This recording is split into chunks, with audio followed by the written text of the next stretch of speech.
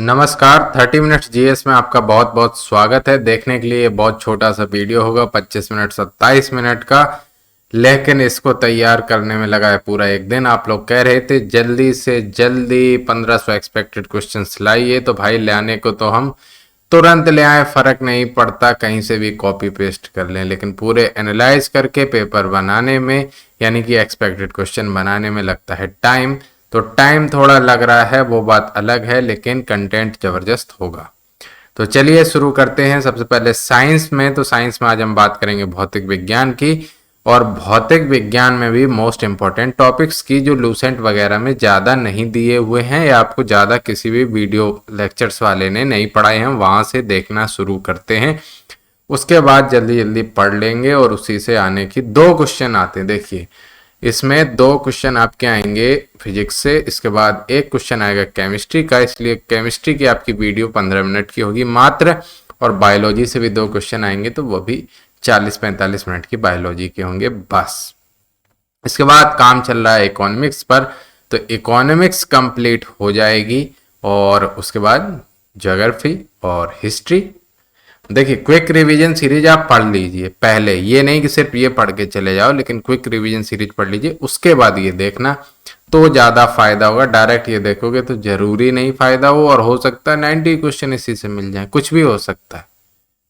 लेकिन quick revision और ये पढ़ोगे तो गारंटी है 85 से 90 क्वेश्चन इससे ही, इन दोनों से ही मिलेंगे। तो चलिए शुरू करते हैं। तो इनमें जो मोस्ट इंपॉर्टेंट टॉपिक है वो अर्धचालक है, इलेक्ट्रॉन की पदार्थ हैं, युक्तियां हैं और सरल परपथ हैं, और घरों में प्रयुक्त होने वाले परपथ हैं जिनसे क्वेश्चन आने की प्रबल संभावनाएं रहती हैं। तो सबसे पहले बात करें विद्युत सेल की, तो जैसे सेल होता है विद्युत सेल, ये वाला सेल, एक हिस्सा ऊपर ऐसे बटन जैसी होती है, नीचे प्लेन होता है। कोई भी घड़ी नहीं सॉरी, हाँ घड़ी, दीवार घड़ी वाला सेल हो या रेडियो सेल हो या टॉर्च का सेल हो, तो उसका उभरा हुआ सिरा जो होता है वो होता है पॉजिटिव, और सपाट यानी कि जो प्लेन सिरा होता है नीचे वाला हिस्सा वो नेगेटिव होता है। अब पूछ लेगा कि विद्युत सेल का कार्य सिद्धांत क्या है, तो उसका कार्य सिद्धांत है रासायनिक ऊर्जा को विद्युत ऊर्जा में बदल देना। इसके बाद अगर बात करें करंट की दिशा की, तो ये भी पूछ लेता है। तो अगर करंट की दिशा की बात करें तो वो प्लस से माइनस की ओर ही चलता है, लेकिन अगर इलेक्ट्रॉन की दिशा की बात करें तो इलेक्ट्रॉन की, याद रखना इसमें लिखा नहीं है लेकिन हम आपको बता दे रहे हैं कि इलेक्ट्रॉन की दिशा अपोजिट होती है किसके, करंट फ्लो के दिशा के, यह ध्यान रखना। इलेक्ट्रॉन के फ्लो की दिशा करंट फ्लो की दिशा के अपोजिट होती है। इसके बाद बात करें बल्ब कब जलेगा इस सर्किट में, जब सर्किट क्या होगा कंप्लीट, कहीं भी ब्रोकन होगा तो बल्ब नहीं जलेगा, या फिर बल्ब फ्यूज होगा तो जलेगा ही नहीं। और बंद स्विच में, बंद स्विच माने देखिए यहां पर क्या है, इंग्लिश हिंदी में बड़ा कंफ्यूजन होता है, ओपन स्विच और क्लोज स्विच। क्लोज स्विच का, ओपन स्विच का मतलब इस भाषा में बंद हो जाता है, और वैसे हिंदी करें ओपन की तो खुला, तो इसका कंफ्यूजन अभी नहीं, ठीक आगे इसका दूर है कि क्वेश्चन में क्या दिया हो आपको आंसर क्या लगाना है, तो ये अभी के लिए भूल जाइए कुछ मिनटों के लिए। इसके बाद हम आपको ये कंसेप्ट क्लियर कर देंगे कि बंद स्विच और खुला स्विच पे आपको कौन सा क्लिक करना है आंसर। तो देखो स्विच ऑन स्विच ऑफ अलग चीज होती है, और ओपन स्विच और क्लोज स्विच दोनों अलग अलग चीजें होती हैं। आगे क्या होगा वो हम समझाते हैं, सबसे पहले बात कर लेते हैं। इसके बाद अर्धचालकों की प्रतिरोधकता किसके बीच होती है, मतलब धातुओं और अधातुओं के बीच होती है। धातुओं की प्रतिरोधकता और अधातुओं की प्रतिरोधकता के बीच में आती है अर्धचालकों की प्रतिरोधकता। अर्धचालक के प्रकार एक सिलिकॉन और गैलियम, ये SiG होते हैं धात्विक अर्धचालक, और यौगिक अर्धचालक होते हैं GaAs और CdS। इसके बाद क्वेश्चन पूछ लेता है नैज अर्धचालक किनको कहते हैं, तो नैज अर्धचालक कहते हैं शुद्ध अर्धचालकों को जिसमें नंबर ऑफ इलेक्ट्रॉन्स यानी कि Ne इक्वल टू NH, ये NH है यानी कि number of holes. Electron number of जितने होंगे वो नेगेटिव कहलाएंगे, और नंबर ऑफ होल्स यानी कि पॉजिटिव, होल्स यानी कि रिक्तियां कहलाएंगी। एन प्रकार के अर्धचालक और पी प्रकार के अर्धचालक, जिससे क्वेश्चन बनने की प्रबल संभावनाएं हैं। तो एन प्रकार के अर्धचालक में number of electrons greater than number of holes, जबकि पी प्रकार के अर्धचालक में number of holes greater than number of electron.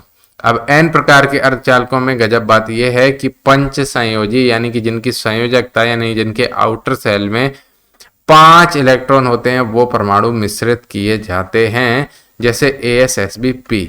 Important बात ये P बहुत बार पूछा जाता है। तो एन प्रकार के अर्धचालक है क्या? P माने फास्फोरस, ठीक है। और P प्रकार के अर्धचालकों में BAlIn त्रिसंयोजी परमाणु मिलाए जाते हैं, जैसे कि Al इसमें बहुत पूछा जाता है। माने जिसकी संयोजकता यानी आउटर सेल में 3 इलेक्ट्रॉन होंगे वो होगा P प्रकार का अर्धचालक, इंपॉर्टेंट है। और जिसमें आउटर सेल में 5 होंगे वो होगा N प्रकार का। P यानी कि फास्फोरस N प्रकार का अर्धचालक है, ठीक है, उल्टा है, P से P मत जोड़ देना। इसके बाद डायोड की बात करें तो इसका उपयोग पूछ सकते हैं। तो करंट को एक ही दिशा में फ्लो करने के लिए उपयोग किया जाता है। और जेनर डायोड का उपयोग है एक तो वोल्टेज रेगुलेटर के क्लिपिंग ऑफ सर्किट्स के काम आता है, और अगर ओवर वोल्टेज है तो उससे प्रोटेक्शन भी करता है जेनर डायोड।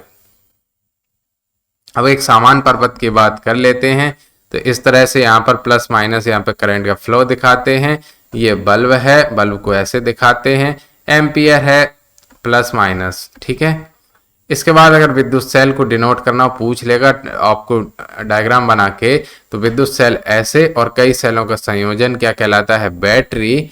अब बात करें खुली और ओपन जो हम कह रहे थे, तो अब यहाँ पर ध्यान दो, खुली प्लग कुंजी, खुली का मतलब ये रहा, ऐसे डिनोट करते हैं, बीच में कोई सिंबल नहीं होता है और इसमें करंट नहीं, माने इस परपथ में अगर ऐसा है तो करंट फ्लो नहीं होगा। इसके बाद बात करें बंद प्लग कुंजी, जो ऐसे दर्शाते हैं बीच में डॉट के द्वारा, इसमें करंट फ्लो होता है, ये होता है बंद परिपथ, बंद कुंजी है, ठीक है। इसके बाद तार संधि को दर्शाते हैं ऐसे, यहाँ पे दिखाते हैं, और बिना संधि के क्रॉसिंग, तो माने यहाँ पर दिखा देते हैं कि इनमें दोनों में ज्वाइंट नहीं है, ये भी आपको डायग्राम बना के पूछ सकते हैं। इसके बाद बात करें परवर्ती प्रतिरोधक अथवा धारा नियंत्रक की, तो उसे इस तरह से डिनोट कर सकते हैं, कहीं पे भी बीच में रेजिस्टेंस के एरो लगा के। इसके बाद हम आपको पहले ही बता चुके हैं कि धारा की दिशा होती है इलेक्ट्रॉन के प्रवाह की दिशा के विपरीत, और R प्रोपोर्शनल होता है यानी कि प्रतिरोधक लंबाई के, और इसके अलावा पदार्थ पर भी निर्भर करता है, रो L/A के होता है यानी कि प्रोपोर्शनल लंबाई के इनवर्सली प्रोपोर्शनल एरिया के, और W = VIT होता है किया गया कार्य इसके, और 1 किलोवाट घंटा इक्वल टू भी पूछा गया है, तो 3.6 × 10⁶ जूल, ये भी क्वेश्चन बनता है। इसके बाद क्वेश्चन जो आने की संभावना है वो ये है कि घरों में विद्युत उपकरण किस क्रम में लगे होते हैं? समानांतर क्रम में क्यों लगे होते हैं? कि मान लीजिए अगर एक ही श्रेणी में हो जाए, एक तो धारा बढ़ जाए, दूसरी मान लो एक उपकरण खराब हो जाए बीच का, तो और जगह का कनेक्शन भी ऑफ हो जाए। इसके बाद बात करें घरों में जो करंट आता है वो कौन सा होता है? AC यानी कि अल्टरनेटिव करंट, यानी कि प्रत्यावर्ती धारा, और जो बैटरी में धारा होती है वो दिष्ट धारा यानी कि DC होती है।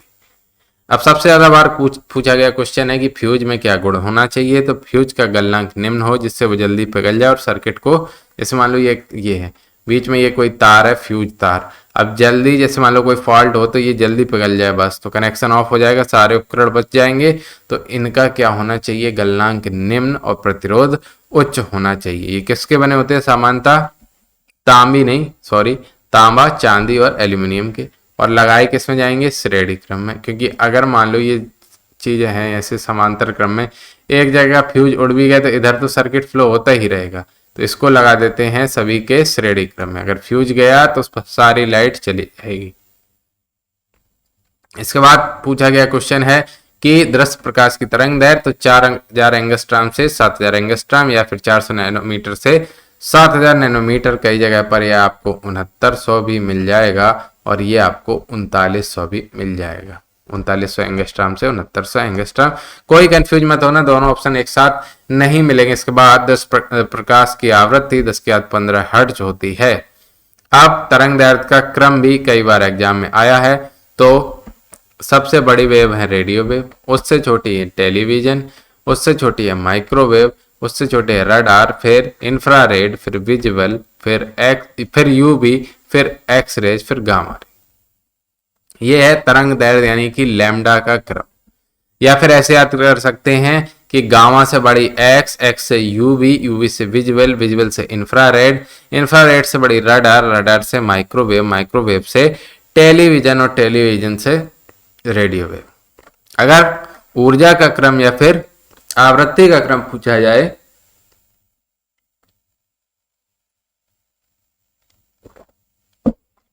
तो फिर इसका उल्टा क्रम हो जाएगा, यानी कि ये वाला सिंबल इसमें बदल जाएगा अगर आवृत्ति और ऊर्जा का क्रम पूछे। इसके बाद आगे बढ़ते हैं तो पूछ ले रेडियो वेव कितनी फ्रीक्वेंसी की, तो 10⁴ हर्ट्ज की, माइक्रोवेव 10⁸ हर्ट्ज की, एक्सरे 10⁻20 हर्ट्ज की। इसके बाद कई बार क्वेश्चन पूछ लेता है उपकरण और ऊर्जा में किस प्रकार से वह परिवर्तन कर रहा है।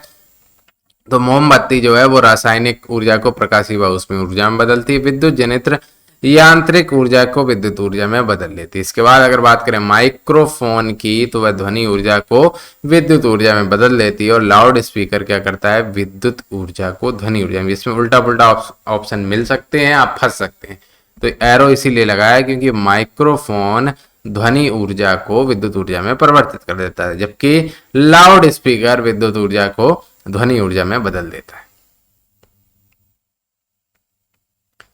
इसके बाद बात करें कि ऑप्टिकल फाइबर किस सिद्धांत पर कार्य करते हैं, तो प्रकाश के पूर्णांतरिक परावर्तन पर। इसके बाद फोटो सेल की बात करें तो प्रकाश विद्युत प्रभाव यानी कि फोटो इलेक्ट्रिक इफेक्ट सिद्धांत पर काम करते हैं। और सोनार में किस तरह की तरंगों का प्रयोग होता है, पराश्रव्य। देखो अपश्रव्य, श्रव्य और पराश्रव्य। 20 से नीचे अपश्रव्य 20 हर्ट्ज से, और 20 से 20,000 हर्ट्ज के बीच में श्रव्य, और 20,000 हर्ट्ज से ऊपर वो हो गई पराश्रव्य। अब क्वेश्चन जो बनने की संभावनाएं हैं वो लिफ्ट की गतियों से संबंधित प्रश्न हो सकते हैं कि यदि लिफ्ट एक समान वेग से ऊपर जा रही या नीचे आ रही है तो भार में क्या चेंज होगा। तो अगर वेग एक समान होगा तो त्वरण क्या होगा, शून्य। अगर त्वरण शून्य है तो भार में कोई भी परिवर्तन नहीं होगा। और यदि त्वरण से ऊपर जा रही है तो भार बढ़ेगा, और त्वरण से नीचे जा रही है तो भार घटेगा, और दूरी टूट जाएगी तो भारहीनता यानी कि वेट शून्य महसूस होगा। आप भूल जाते हैं, जिसको फिजिक्स आती है उसे दिक्कत ही नहीं है कि त्वरण से ऊपर जा रही है तो भार बढ़ेगा, क्योंकि छद्म बल नीचे लगता है। ये सब इतनी अकल मत लगाओ, सीधी सीधी बताओ। ये है आप और ये है लिफ्ट, ऐसे है ना, ऐसे। और अगर ऐसे ऊपर जाएगी तो भार ज्यादा महसूस होगा ना हाथ पे, ऐसे देखो ना, ऐसे, तो हाथ पर ज्यादा भार महसूस होगा। और नीचे जा रही हो, नीचे जा रही हो तो हल्का महसूस होगा ना, हल्का महसूस होगा। मतलब ये कंसेप्ट नहीं है, ये ट्रिक है याद करने की। ऐसे गए हल्का महसूस, और ऊपर को जाएगा, ऊपर को तो यहाँ पे धक्का लगता है ना हाथ पे, तो ऊपर को जाएगा तो भार बढ़ता हुआ महसूस होगा, और नीचे को जाएगा तो भार हल्का महसूस होगा, और डोरी ही टूट जाएगी तो क्या, भारहीनता यानी कि वेट शून्य महसूस होगा। और यदि लिफ्ट नीचे की ओर आए और लिफ्ट का त्वरण नीचे की ओर गिरने का जी से ज्यादा हो, मान लो ऐसे दोनों साथ गिर रहे हैं, लेकिन कहा है लिफ्ट का त्वरण ज्यादा हो नीचे की ओर, ऐसे गिर जाए और ये हवा में रह जाए तो व्यक्ति कहाँ टकराएगा, छत में लगे ऊपर टकराएगा जाके लिफ्ट की। बस यही है कंसेप्ट। अब बात करें यदि वाष्प दाब वायुमंडलीय दाब के बराबर हो जाए, वाष्प दाब यदि वायुमंडलीय दाब के बराबर हो जाए तो द्रव क्या होगा, उबलने लगेगा।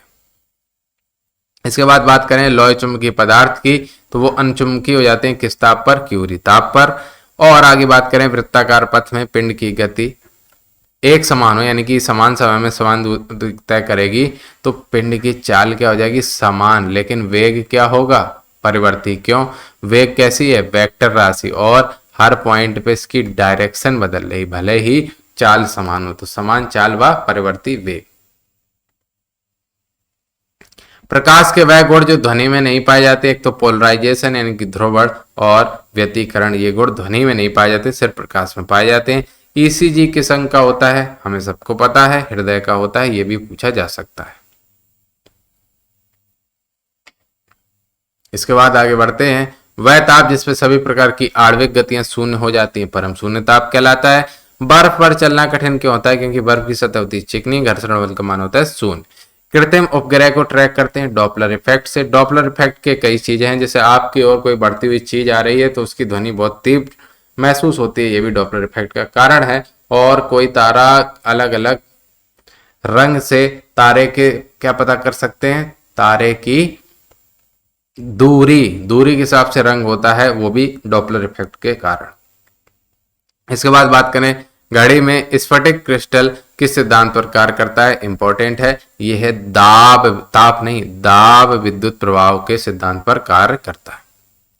इसके बाद सरल लोलक लंबाई और आवर्तकाल पर क्वेश्चन आ सकते हैं कि यदि t इक्वल टू 2π√L/g होता है, यदि सरल लोलक का द्रव्यमान बढ़ा दें तो उसके आवर्तकाल पर क्या प्रभाव पड़ेगा? तो यहाँ पर कोई द्रव्यमान दिख रहा है m नहीं ना, तो यदि m घटे m बढ़े आवर्तकाल पे कोई फर्क नहीं पड़ता है।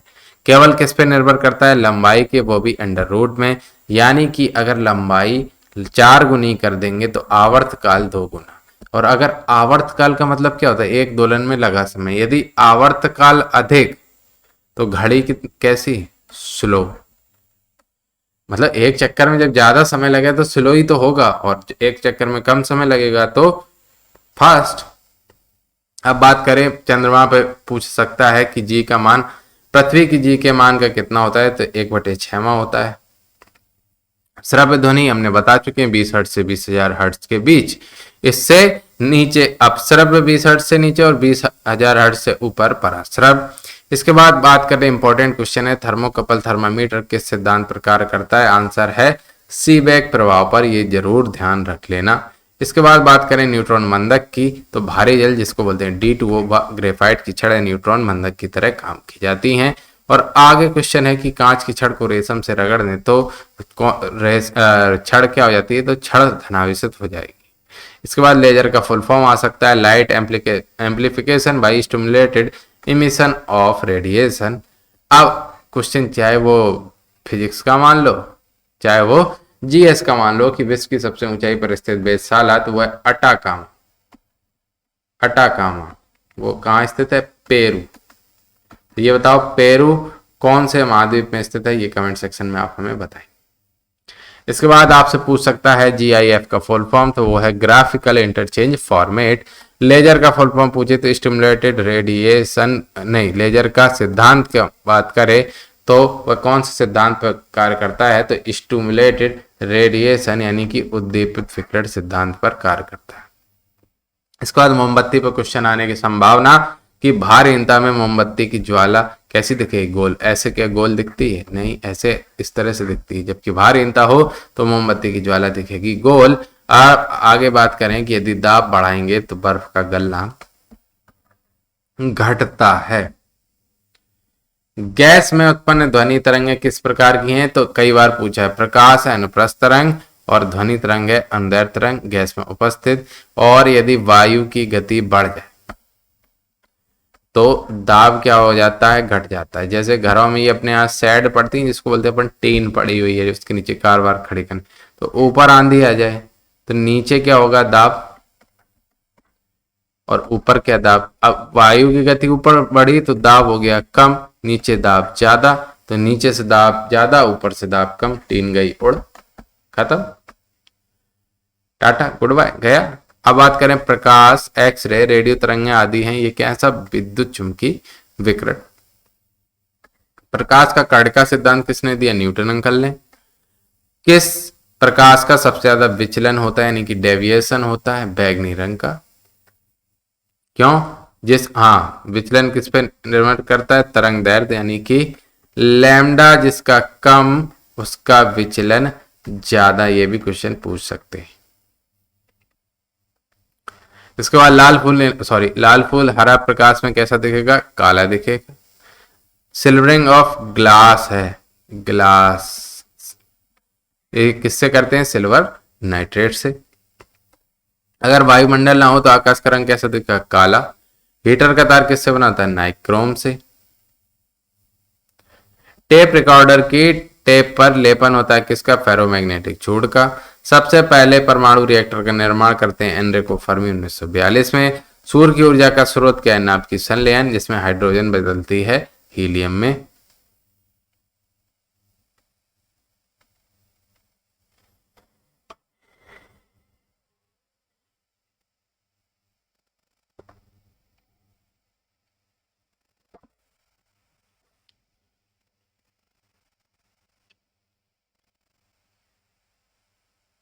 अब बात करें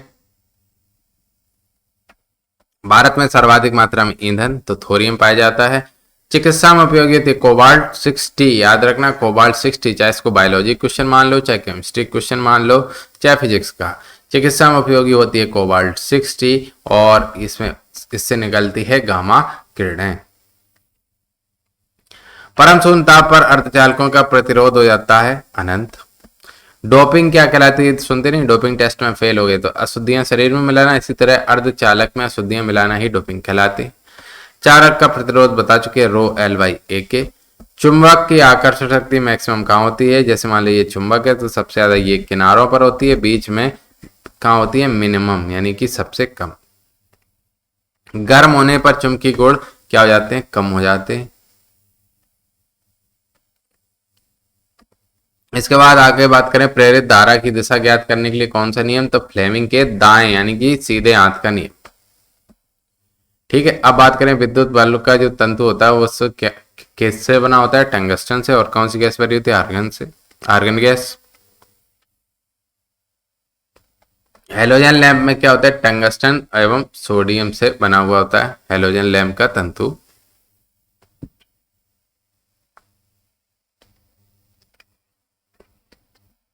अब बात करें स्टोरेज बैटरी को चार्ज करने के लिए डीसी करंट चाहिए।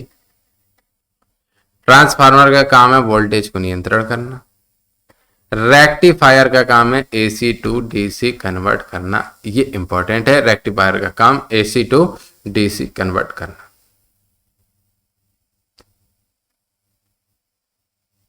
अब अगर क्वेश्चन पूछ ले कि मानव शरीर का प्रतिरोध कितना होता है,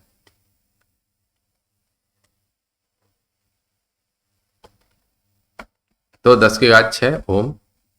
इसके बाद फ्लोरोसेंट लैंप मरकरी और नियॉन गैस भरी होती है। सावन ट्यूबलाइट में आर्गन के साथ पारे की वाष्प यानी कि Hg की वाष्प भरी होती है। सर्वाधिक सुचालक धातु की बात करें तो अर्जेंटेनम यानी कि चांदी। तापमान बढ़ने से प्रतिरोध बढ़ता है किसका? चालक का। अतिचालक प्रतिरोध शून्य हो जाता है, अतिचालकों का प्रतिरोध शून्य होता है। लाइटनिंग कंडक्टर बनाने के लिए कौन सी धातु का उपयोग किया जाता है? तांबे का। मूल मात्रकों की संख्या पूछे तो बता देना 7 है। ज्योति तीव्रता का मात्रक पूछे तो बता देना ल्यूमेन है। एक प्रकाश वर्ष कितने बराबर? 9.46 गुणे 10⁻12 किलोमीटर या फिर 9.46 गुणे 10⁻15 मीटर। ये देख लेना किलोमीटर में दिया है या मीटर में। आवेग का मात्रक पूछ सकता है तो न्यूटन सेकेंड है, पर नहीं है, न्यूटन इनटू सेकेंड है ये। एक पार्सेक पूछ ले तो 3.262 लाइट ईयर यानी कि प्रकाश वर्ष के बराबर। और प्रकाश की तीव्रता मापनी हो तो लक्स मीटर से नाप लीजिए। ओजोन लेयर की मोटाई मापनी हो तो डॉप्सन से नाप सकते हैं। इसके बाद चुंबकीय फ्लक्स का मात्रक पूछ ले तो बता देना चुपचाप से वेबर। और कैपिटल जी का मात्रक यानी कि सार्वत्रिक गुरुत्वाकर्षण नियतांक का मात्रक जरूर पूछ सकता है, तो वो है न्यूटन मीटर स्क्वायर प्रति किलोग्राम स्क्वायर। इसके बाद पूछ सकता है गैसीय दाब का मापन किस यंत्र से करते हैं? तो मैनोमीटर से। इसके बाद सूर्य व पृथ्वी के बीच की दूरी क्या कहलाती है? एक AU एस्ट्रोलॉजिकल यूनिट या फिर खगोलीय इकाई।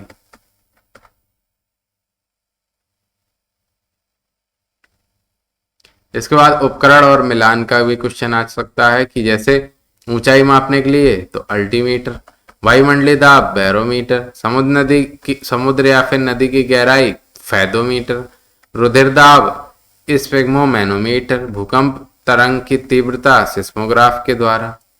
इसके बाद बात करते हैं प्रक्षेप गति की, या किसी चीज को फेंकना है तो किस एंगल पे फेंकें कि ज्यादा दूर तक जाए? तो 45 डिग्री कोण पर फेंकिए। इसके बाद न्यूटन के नियम आते हैं, तो प्रथम नियम जड़त्व का है। द्वितीय संवेग परिवर्तन की दर समानुपाती होती है किसके? बल के।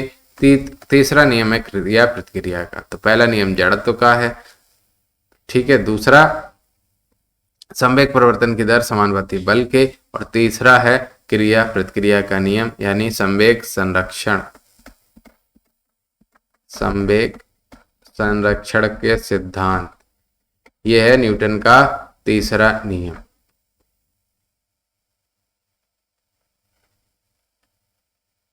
इसके बाद वॉशिंग मशीन का सिद्धांत, तो अब केंद्रीय बल यानी कि सेंट्रीफ्यूगल फोर्स के, दूध मथने का सिद्धांत सेंट्रीफ्यूगल फोर्स के सिद्धांत पर, रॉकेट के सिद्धांत पर, संवेग संरक्षण के सिद्धांत पर यानी कि क्रिया प्रतिक्रिया के नियम के हिसाब से यानी कि न्यूटन के तीसरे नियम के अनुसार पर, कमानी तुलक के सिद्धांत पर कार्य करती है हुक के नियम के अनुसार। इसके बाद 3 श्रेणी के उत्तोलक होते हैं। प्रथम में कैंची हैंडपंप साधारण तुला प्लास, द्वितीय श्रेणी में सरौता नींबू निचोड़ने वाली मशीन इंपॉर्टेंट है, और चिमटा कई बार पूछा। ये तृतीय श्रेणी का, मनुष्य का हाथ तृतीय श्रेणी का, स्टेपलर तृतीय श्रेणी का।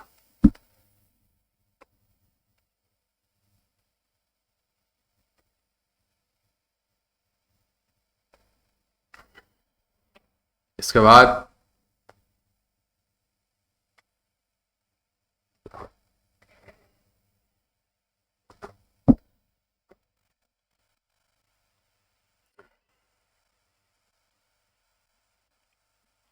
पलायन वेग की बात करें तो 11.2 किलोमीटर पर सेकेंड होता है। और ये भी पूछ लेते हैं कि क्या पलायन वेग द्रव्यमान पर निर्भर करता है? जी नहीं, बिल्कुल नहीं करता है, केवल और केवल कक्षीय त्रिज्या पर निर्भर करेगा। यानी कि पृथ्वी की त्रिज्या पर पृथ्वी का पलायन वेग, किसी दूसरे का तो उसकी रेडियस पे, पिंड की त्रिज्या पर करता है। जो फेंका जा रहा है उसकी नहीं, जहां से फेंका जा रहा है उस पिंड की त्रिज्या पर। चंद्रमा पर पलायन वेग पृथ्वी से कम होगा। पलायन वेग की डायरेक्ट मान पूछ लेगा तो 11.2 किलोमीटर पर सेकेंड। कक्षीय वेग क्या होता है? एक कक्षा में घूमने के लिए, मतलब पलायन वेग में तो पृथ्वी छोड़ चला जाता है, और कक्षीय वेग में कक्षा में घूमता रहता है, वो होता है √gr। माने पलायन वेग कक्षीय वेग में संबंध अगर पूछे तो कक्षीय वेग बराबर पलायन वेग अपॉन √2 होता है। तो कक्षीय वेग 8.4 किलोमीटर पर सेकेंड।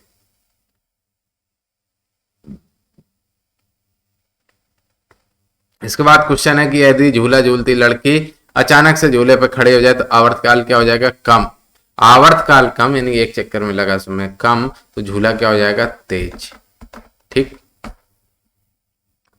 इसके बाद शीतकाल और ग्रीष्मकाल में लोलक घड़ी, तो हमने बताया T = 2π√L/g। अब शीतकाल में क्या होगा? लंबाई क्या हो जाएगी? कम हो जाएगी। आवर्तकाल कम हो जाएगा T, और T कम हो गया तो घड़ी क्या हो जाएगी? फास्ट। ग्रीष्मकाल लंबाई बढ़ गई, T का मान बढ़ गया, यानी कि घड़ी क्या होगी? स्लो। अब G की वैल्यू पूछ लेगा मैक्सिमम ध्रुवों पर, मिनिमम विषुवत रेखा। अब ये भी पूछ सकता है विषुवत रेखा से ध्रुवों की ओर जाने पर G के मान पर क्या प्रभाव पड़ता है? तो G की वैल्यू बढ़ने लगती है विषुवत रेखा से ध्रुवों के मान पर। अगर ये भी पूछ लेना आपसे घूर्णन का, तो घूर्णन से G का मान क्या होता है? G का मान घट जाता है, ये भी बता देना। इधर घूर्णन।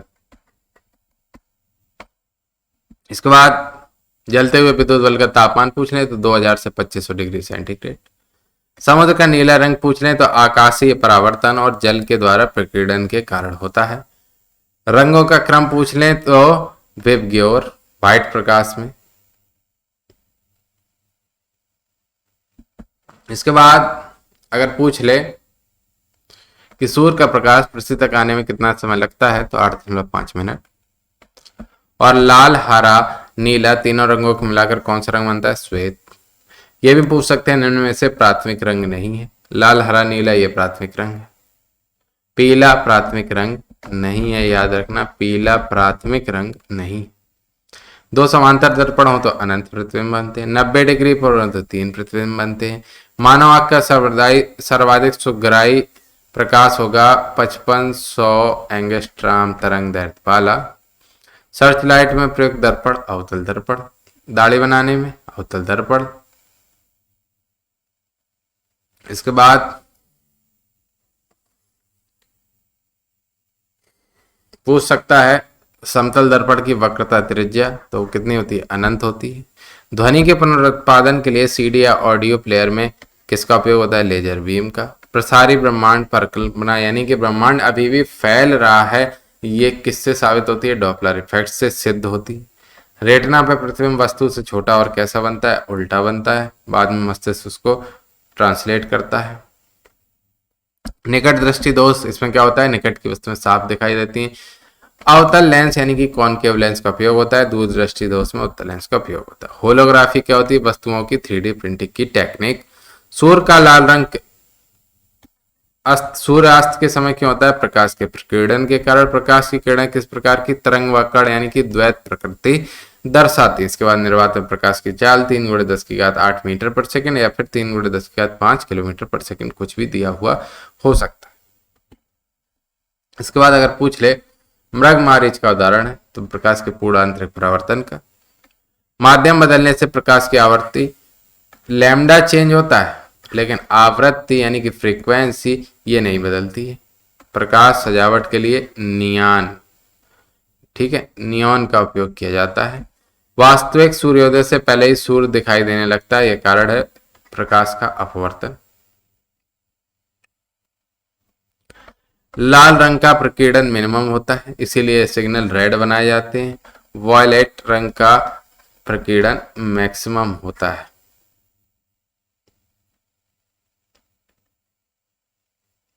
इसके बाद बात करें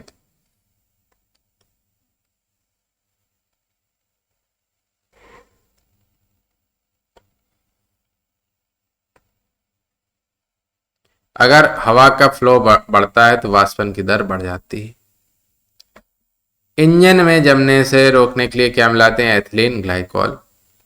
बर्फ पिघलने पर आयतन घट जाता है। पानी का आयतन मैक्सिमम या घनत्व मैक्सिमम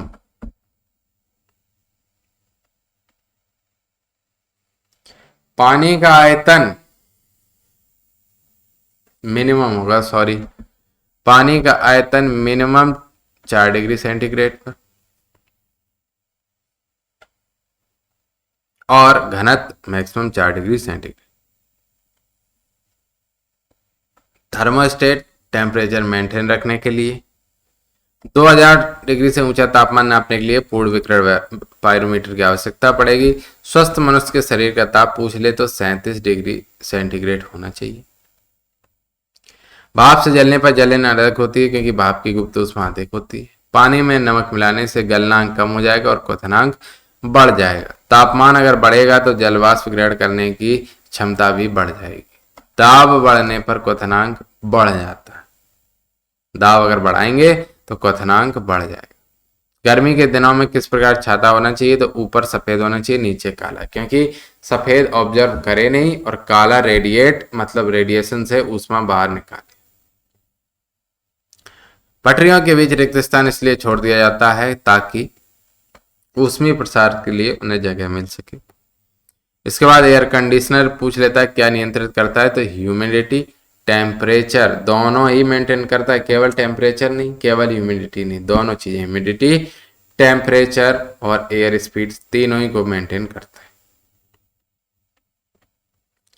इसके बाद बात करें हाइड्रोजन गुब्बारा छोड़ने पर क्या होगा? तो हाइड्रोजन गुब्बारा छोड़ा, गुब्बारा ऊपर की तरफ जाएगा और ऊपर क्या है? दाब कम है, तो और गुब्बारे के अंदर दाब क्या है? ज्यादा, तो गुब्बारे का साइज बढ़ जाएगा और एंड में जाके फट जाएगा।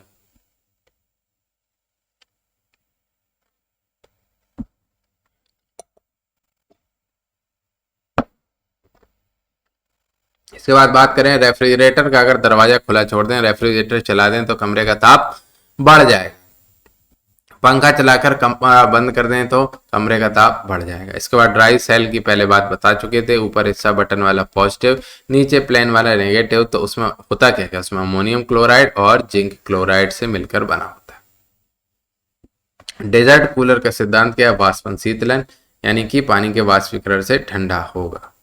इसके बाद अवस्था परिवर्तन में ताप हमेशा क्या होता है? कांस्टेंट, यानी कि 0 डिग्री सेंटीग्रेड। मान लीजिए कोई बर्फ पिघल रही है और आधा जल है आधी बर्फ है, तो ताप 0 डिग्री ही रहेगा। यानी कि जब स्टेट चेंज हो रही है, यानी कि अवस्था बदल रही हो, तो अवस्था तापमान नियत रहता है।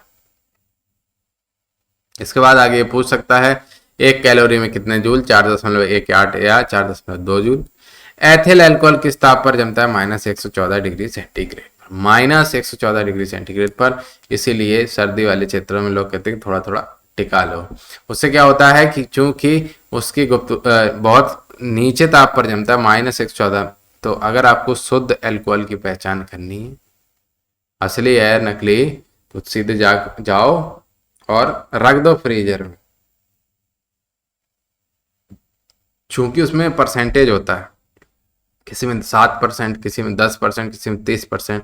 जितना ज्यादा परसेंटेज होगा बोतल में, तो फ्रीजर में रखने पर उतनी देरी से जमेगी। इसके बाद एक चीज और हमें याद आ गई कि पीने योग्य जो अल्कोहल होता है वो होता है एथिल अल्कोहल। मैथिल अल्कोहल पीने योग्य नहीं होता है, वो क्या होता है, जहरीला।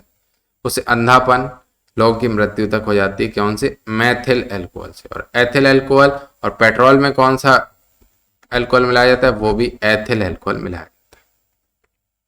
इसके बाद पूछ लें ऊर्जा संरक्षण का नियम है, तो वो है ऊष्मागतिकी यानी कि थर्मोडायनेमिक्स का पहला नियम।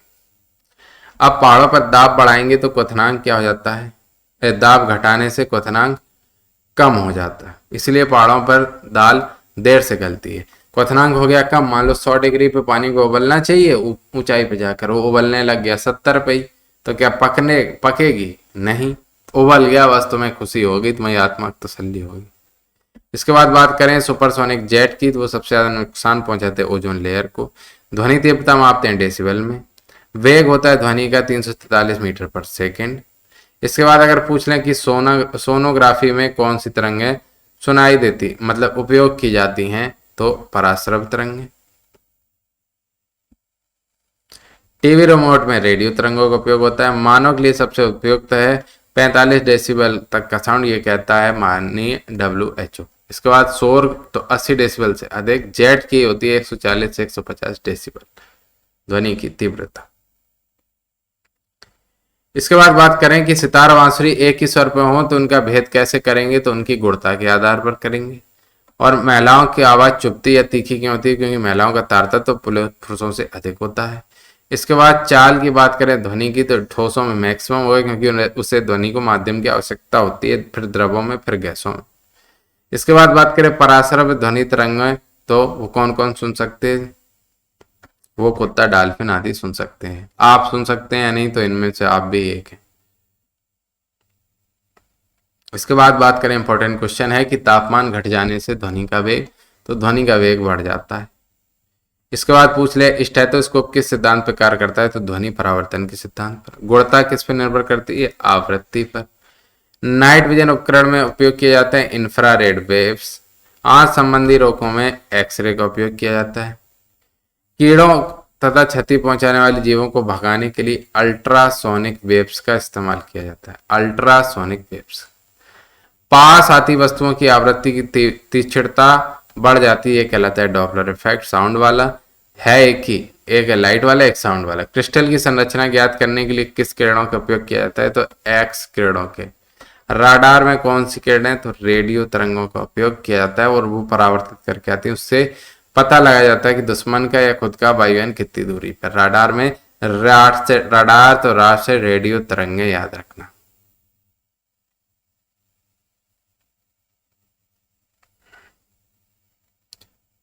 इसके बाद बात करते हैं रेडियो तरंगे। दीर्घ रेडियो तरंगे परावर्तित कहां से होती हैं, तो आयन मंडल से। कूलेज नलका में कौन सी किरणें उत्पन्न की जाती हैं, एक्स किरणें। कूलेज नलका के एक्सपेरिमेंट आपने पढ़ा होगा। माइक्रोवेव ओवन में सूक्ष्म तरंगों का उपयोग किया जाता है। अनुप्रस्थ तरंगों के उदाहरण देख लेते हैं, प्रकाश तरंग और एस तरंग। एस तरंग भूकंप में निकलती है। इसके बाद अनुदैर्घ्य तरंग, पी तरंग और ध्वनि तरंग, ये निकलती हैं, पी तरंग भूकंप में। इसके बाद आगे बात करते हैं कि साबुन के बुलबुले का दाब वायुमंडलीय दाब से क्या होता है, अधिक। हाइड्रोलिक्स ब्रेक किस सिद्धांत पर कार्य करते हैं, पास्कल के सिद्धांत पर। झील से बुलबुला सतह पर आ जाएगा तो बुलबुले का आकार बढ़ जाएगा। समुद्र में तैरना आसान होता है नदी के मुकाबले, क्योंकि समुद्री जल का घनत्व बहुत अधिक होता है, और कई कई जगह तो इतना ज्यादा है, उसमें लवणता इतनी ज्यादा है कि उसमें आप डूब ही नहीं सकते, ऐसा भी पानी। तो जो जादूगर होते हैं नहीं, कई बार दिखा देते आदमी ऐसे ही तैर रहा है, तो इतनी मात्रा में पर्याप्त नमक मिला लेते हैं कि उसका घनत्व पर्याप्त हो जाता है, आराम से व्यक्ति तैर सकता है। इसके बाद वो पूछ सकता है हिमशैल या आइसबर्ग का कितना भाग ऊपर रहता है और कितना डूबा रहता है। तो 8/9 भाग हिमशैल का कितना बटे 9 भाग, 8/9 भाग डूबा रहता है। हाँ, हिमशैल का 1/9वां भाग डूबा रहता है, कई जगह लिखा होता है 1/10वां भाग, और 9/10वां भाग 9/10वां भाग डूबा रहता है और 1/10 भाग ऊपर रहता है, ऐसा भी लिखा है कई जगह पर। और कई जगह लिखा हुआ है कि 1/9वां भाग ऊपर रहता है, बाकी 8/9 डूबा रहता है। तो जो भी आपको सुटेबल लगे एनसीईआरटी के हिसाब से देख लें। पृष्ठ तनाव का कारण क्या हो सकता है? ससंजक बल होते हैं, समांतर प्रकार के अणुओं में एक दूसरे को खींचने की शक्ति। और बैरोमीटर में अचानक से गिरावट आ जाए, यानी कि दाब में गिरावट आ जाए, तो तूफान के आने का संकेत होते हैं। वर्षा की बूंदें गोल क्यों होती है? पृष्ठ तनाव के कारण होती हैं। और तेल की बूंदें जल में क्यों फैल जाती हैं? क्योंकि तेल का पृष्ठ तनाव कम होता है। इसके बाद बादलों का घनत्व, बादल क्यों तैरते हैं? क्योंकि बादलों का घनत्व वायुमंडल के घनत्व से होता है कम। इसके बाद केशकत्व पर क्वेश्चन आ सकता है कि पौधों की जड़ें ऊपर पहुंच रही हैं, फाउंटेन पेन में स्याही कैसे चढ़ती, स्टोव में मिट्टी का तेल कैसे चढ़ता है। ये सब केशकत्व के यानी कि कैपिलरी एक्शन के उदाहरण हैं। इसके बाद मैक्सिमम प्रत्यास्थता वाला पदार्थ की बात करें तो वो क्वार्ट्ज है। धातु की शुद्धता कैसे ज्ञात करते हैं? आर्किमिडीज सिद्धांत से। और एक atmospheric pressure equal to 1.013 into 10⁵ pascal, ये इसका आंसर होगा। इसके बाद बात करें कि शेविंग ब्रश के बाल आपस में चिपक क्यों जाते हैं? क्योंकि उनमें पृष्ठ तनाव होता है। तो ऑल द बेस्ट। ये होता है आपकी कंप्लीट फिजिक्स। और फिजिक्स के बाद केमिस्ट्री इतनी ज़्यादा नहीं आएगी, केमिस्ट्री 15 से 20 मिनट की या 6 से 7 पेज होंगे, बस इतना ही। और बायो में फिर जितना फिजिक्स है उतनी ही बायो आएगी। उसके बाद इकोनॉमिक्स, आपको बाकी सब पता है। चैनल को आप सब्सक्राइब कर लीजिए। बाकी तो रिजल्ट के बाद, जब इसमें क्वेश्चन पेपर के बाद जब इसमें से आए, तब तो सब्सक्राइब करना ही करना है। चलिए, बहुत बहुत धन्यवाद।